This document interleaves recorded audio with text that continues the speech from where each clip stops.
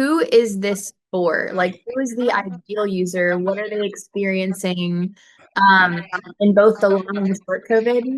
And then also in the other viruses, because this is not just for COVID, correct? So, like, who is the ideal user?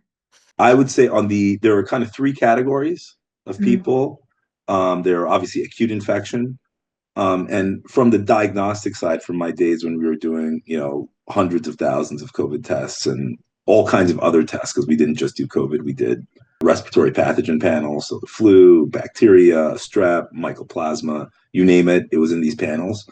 Yeah. And we really think that's the best strategy because what's happened since COVID, it used to be about 10% of the time, if you had an infection, you had something else that may not have been caught.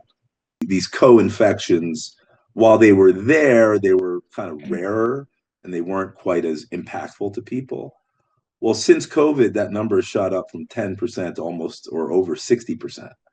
So 60% of the time you go to the doctor, you get a test. What they typically do is they look at you and they give you, a strep test or a flu test or a COVID test, or whatever pops up first, that's what you have, right? Hmm. They don't go and look to see if you also have something else. When you speak to the pharmacist and a lot of the physicians, when people test positive for strep, they give them antibiotics and then people don't always get all the way better. They're Hmm. like, I'm still not, I feel like I'm still have this, it kind of helped me a little bit, but I still have these problems. And so, it became clear to me when we were doing testing and we were seeing, these co-infections, the vast majority of the time, if, you have a bacterial infection, there's an antibiotic. If Yeah. there's a viral infection, they say, drink some tea.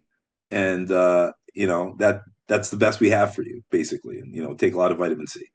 It's not good enough. So in the acute phase, we think that pretty much anybody who is coming down with something, is sick, doesn't matter what it is, most likely they have not had a respiratory pathogen panel. Nowadays, 60% of the time, you have something else. And so Hmm. whatever they give you is not good enough. And so, in the acute phase, we think that this is a great adjunct to whatever it is you're doing because it can help mitigate maybe what your primary thing is, but also other things that you may not know about. And that kind of moves to the second phase, which is people who have lingering symptoms. I don't know if there's a hard cut point. COVID at one point it was 15 days, it was 10 days, it was 5 days, and that was 3 days.